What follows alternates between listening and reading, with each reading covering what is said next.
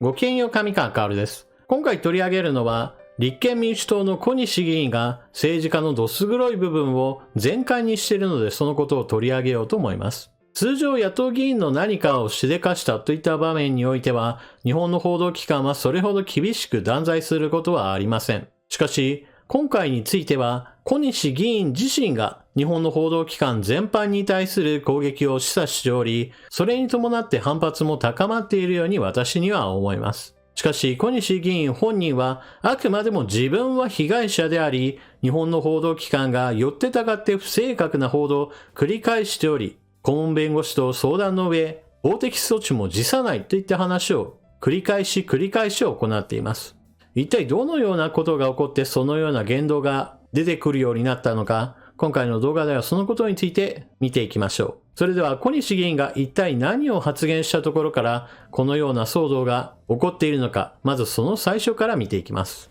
問題の発端となった小西議員の発言は以下の通りです。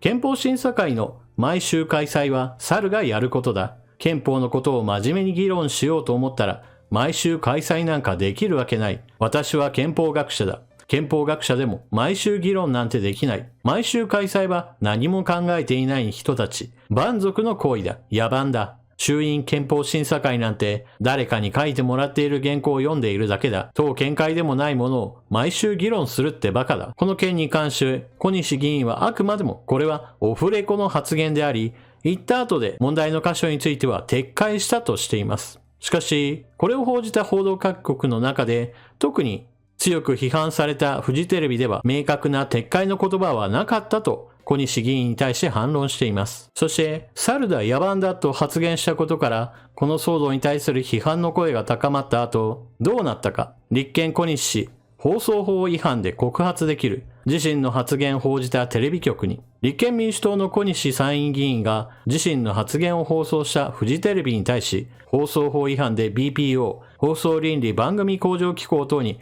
告発することができます、などとツイッターで発信した。内容は放送局への圧力とも取られかねず、妥当性が問われそうだ。小西氏は国会審議で放送法の政治的公平性の解釈をめぐり、政権を追及していた。フジテレビが取り上げたのは29日の小西氏の発言。衆院憲法審査会が毎週開かれることについて小西氏が毎週開催は猿がやることだ。などと述べたと報じた。小西氏は参院憲法審査会で野党側の筆頭幹事を務め、憲法改正に積極的な与党などに批判的な見解を示してきた経緯がある。これに対し小西氏は29日に自身のツイッターで発言はオフレコで、特に人に猿はいけないですねと撤回していたと説明。この発言をもってして小西氏は撤回したんだと言っていますが、撤回の2文字は当然のようにこの発言の中にはありません。あくまでも口にしたのは、人に猿はいけないですねと言っただけです。その上で、フジテレビの過去の報道が国会審議の革新論点を放送していないと主張し、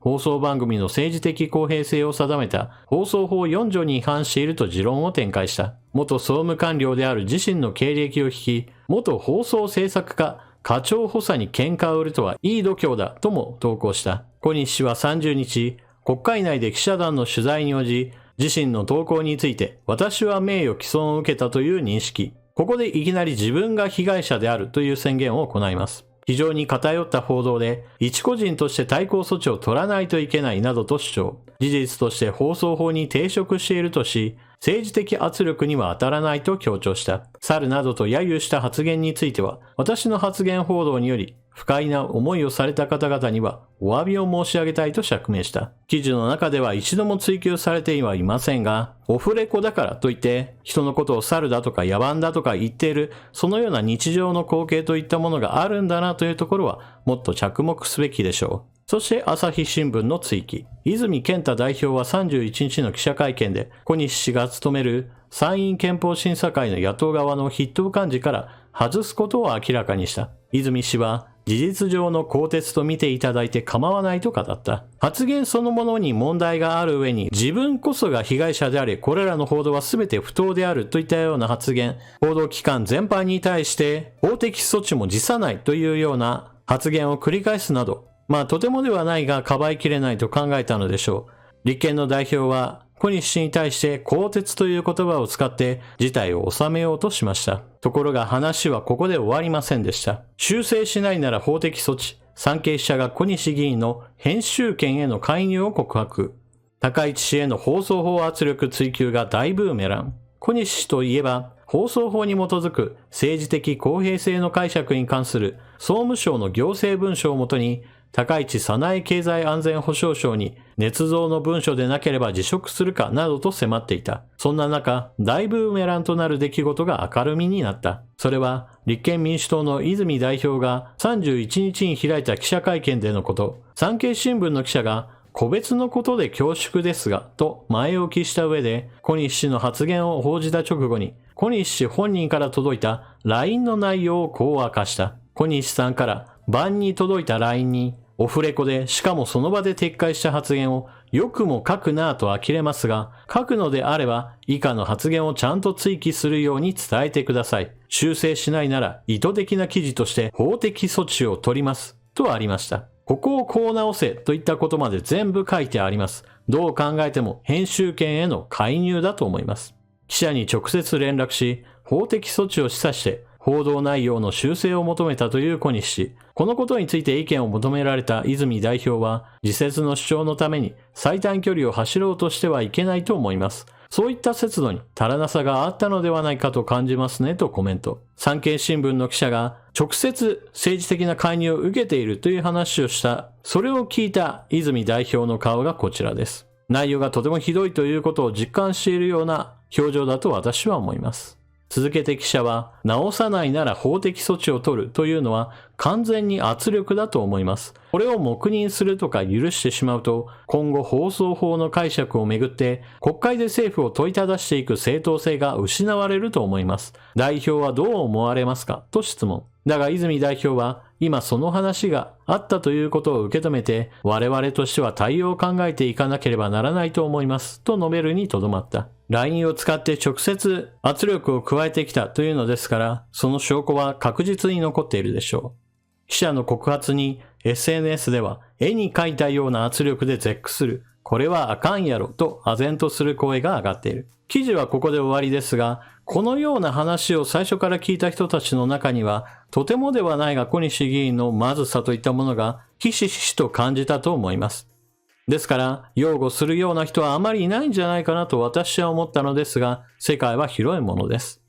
東京新聞の記者はこのような小西議員の対応についてこのように述べています。東京新聞の望月記者、失言は問題だが、憲法改正審議会が重要になっている局面で更迭は明らかにやりすぎと更迭されたニュースに対するコメントを行って小西議員を擁護しています。それでは最後に小西議員の問題点を3つ指摘しておきましょう。今回の件は報道に対する脅迫といったものが大きな問題なわけですが、それまでの報道などにおいては国会において高市議員を追及する場面が非常に多く見られました。しかしその手法には非常に大きな問題を抱えています。それが1と2です。国家公務員法違反、秘密漏洩、そして虚偽の公文書行使。国会での追及に使用した公文書なのですが、小西議員は公表した以外にももっともっとたくさん自分の手元にはあると発言を行っています。しかし、これらの文書なのですが、内容の不正確といった点が指摘されており、これはあくまでも省内でのそれぞれの官僚が事務用のメモ程度に作った文書ではないかと言われています。ですから、不正確である、それによって放送法の定義として何かおかしな変更が加えられたといった事実はないというような評価が現在のところ定まっています。元々の話なのですが、放送法が歪められたというのであれば、その歪められた状態で各社報道機関が何年にもわたって政治的な圧迫を受けていたという事実がなければおかしなこととなります。しかしそのような事実は今のところ全くないような状況です。ですから、むしろ小西議員が追及するのに使ったという文書がどんどんと出てきて彼の元に溜まっているということはそれだけ多くの本来では外に出てはいけないはずの情報がどんどんと出てきている。そのようなことをさせたのか、そのようなことを教える人物がいる。いわば情報の管理において非常に大きな問題を抱えていることが明らかです。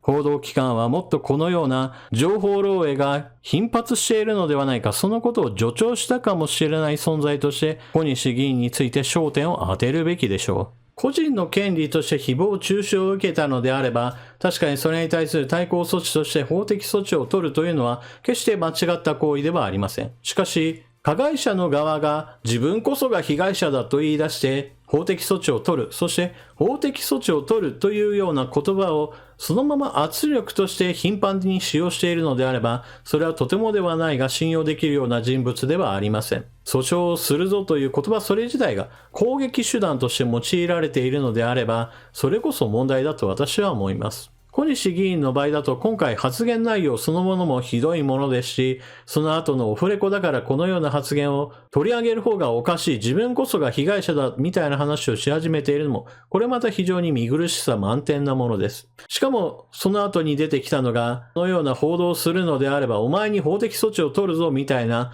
脅迫めいた話などもしており、これもまた政治的な介入だと見られたとしても全く不思議ではありません。本来であれば、このような政治的な介入があった時には、報道機関は猛烈に反発すべき問題です。そして、今回のような政治的な介入がもっと以前から政府側からあったのであれば、そのことが表になっていたとしても不思議ではないでしょう。そのような話が出ていないというのはまさにそのようなことが行われていなかったことへの証拠だとも言えます。そもそも現在の報道機関やテレビニュースやワイドショーなどでは政府批判は基本的には忖度なく好き勝手やっているように私には思えますから、政府から何か圧力がかかっているようにはちょっととても思えません。日曜の朝から非常に歪んだ思想に凝り固まった人たちが何人も並んで放送でコメントをしているのを見ると、とてもじゃないけれども政府側の圧力があるようには思えないなと私は思います。そしてこの話の最後にも述べましたが、基本的に小西議員がこれは公文書だ、これをもってして高市議員の首を取るぞみたいな話をしていたわけですが、その手にしているものそれ自体が犯罪の証拠なのではないかなと私はいつも思っています。情報漏洩というのは非常に大きな問題です。高市議員に対する追及も明らかに特にこれといって根拠もなさそうだなというところで話がまとまりそうな段階ですから、今度は逆に小西議員が一体誰から公文書を受け取っているのか、情報を漏らしているのは誰かといったことについてもっともっと厳しく追及を行うべきだと私は思います。というわけで今回の動画はここまで。最後までご視聴いただきありがとうございました。チャンネル登録していない方はぜひともチャンネル登録していってください。そして動画を見合ったら評価ボタンのクリックとあなたの感想コメントをよろしくお願いします。それでは次の動画でまたお目にかかりましょう。またね。